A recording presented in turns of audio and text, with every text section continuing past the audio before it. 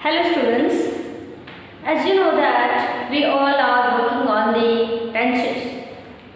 In the previous videos and lectures, you have studied the simple present tense, simple, as can I say that present continuous tense, present perfect tense and present perfect continuous tense. Like this, we have studied present tense and past tense, and we have started the future tense also. So I think we have completed 10 tenses, as I mentioned here that 4 videos on present tense, 4 videos on past tense and 2 videos on future tense. So this is the 11th video on tenses, in which we discuss the future perfect tense. What is the future perfect tense and why and how to write and how to speak when something is there in future. How to speak when we are doing something in future, and now I want to tell you that I will do that in future. So let us see what are the factors which affect in this future perfect tense. So future perfect tense means that express an action that will be completed before another action in the future. ऐसी बात हो रही है, कोई ऐसे action की बात हो रही है जो क्या एक्सप्रेस करता है, फ्यूचर में कोई एक्शन होने वाला है, वो प्रेजेंट जो सिचुएशन होगी फ्यूचर में उससे थोड़े वक्त पहले खत्म हो गया होगा। जैसे कि मैं बात करूंगी कि कल दोपहर तक मेरा ये वर्क हो चुका होगा। हम ये बोलेंगे कि अगर आप सब लोगों ने ऐसा ही कहा मैम कल 10 बजे तक मैं आपको होमवर्क भेज दिया होगा, तो आप किस तरह से बोलोगे इंग्लिश में? तो वो बोलने के लिए ये टेंस है वो यूज होता है। तो उसका एक फॉर्मूला है, वो फॉर्मूला देखते हैं क्या है। सब्जेक्ट प्लस विल हैव, और as I said in every videos that have और हैज अकॉर्डिंग किस तरह से सामने क्या है, सब्जेक्ट क्या है उसके अकॉर्डिंग ही लगेगा।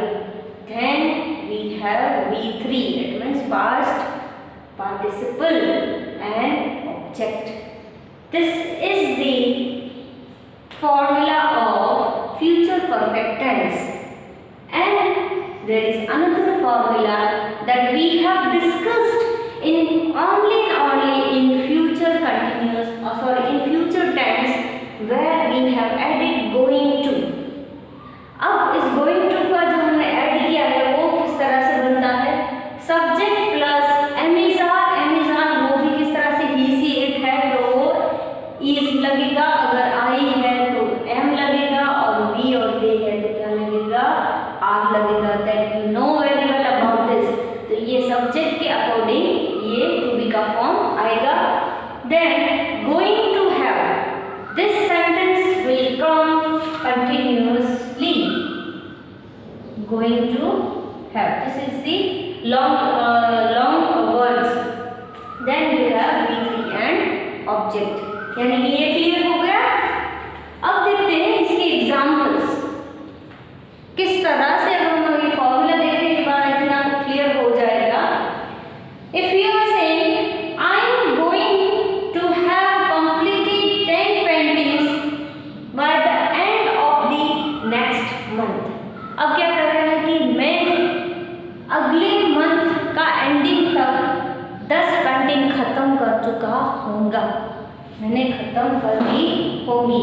तो कहते हैं I am going to have completed 10 paintings by the end of this month.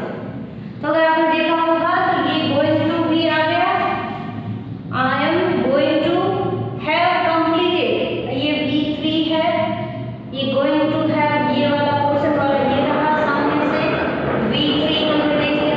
और ये 10 पेंटिंग्स वाला क्या बात कर रहे हैं, ये पूरा का पूरा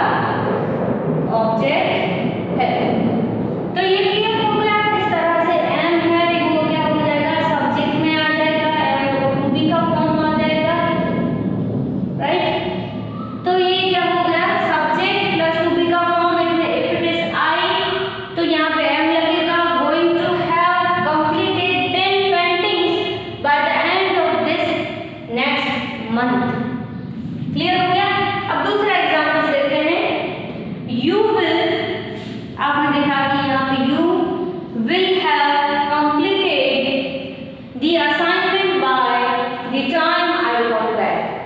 अब क्या कह रहे हैं कि जब मैं आऊंगा तब तक तुम्हारा होमवर्क खत्म हो चुका होगा।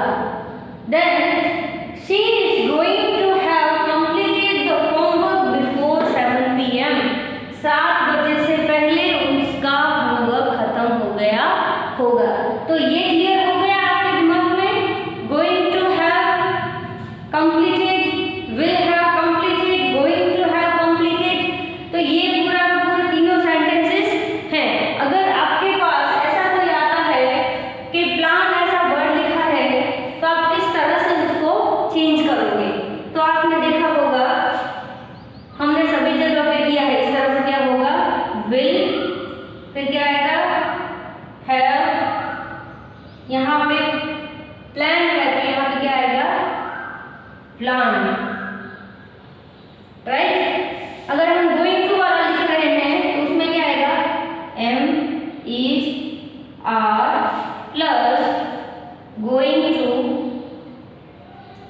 Have plan.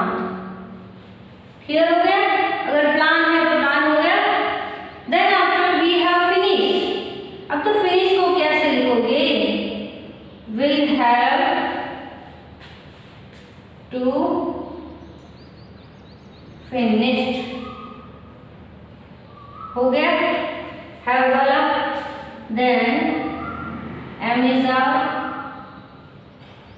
Plus going to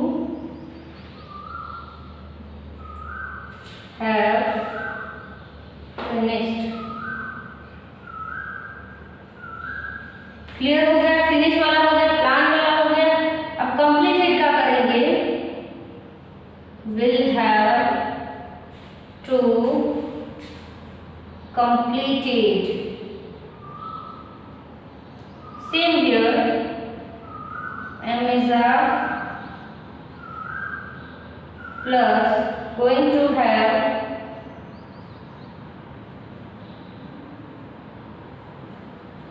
completed। So इस तरह से कोई भी आपको वर्ड दिया जाएगा जैसे कि प्लान, फिनिश एंड कंप्लीट, वो मैंने आपको दिया तो इस तरह से होगा। बाकी का जो आप ऑब्जेक्ट और सब्जेक्ट जो जिस तरह से लगाते हो वही पर देगा, बाकी का स्ट्रक्चर ऐसा ही रहेगा। तो इसके अकॉर्डिंग आपको कुछ एग्जांपल्स जैसे कि मैं होमवर्क में दे सकती हूँ। प्लान का हमें सब प्लान किया गया है तो यहाँ पे हम आपको एक वर्ड दे रहे हैं, वर्क। दूसरा हम दे रहे हैं आपको ईट। तीसरा हम दे रहे हैं कट। चौथा हम दे रहे हैं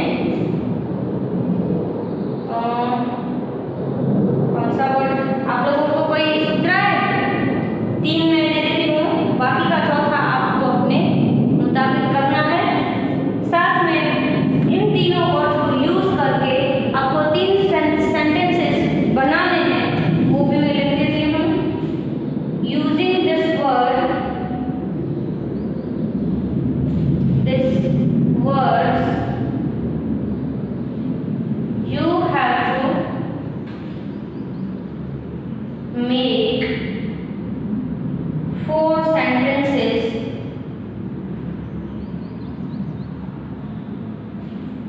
on future perfect tense। So ये रहा आपका होमवर्क। तो अगर आप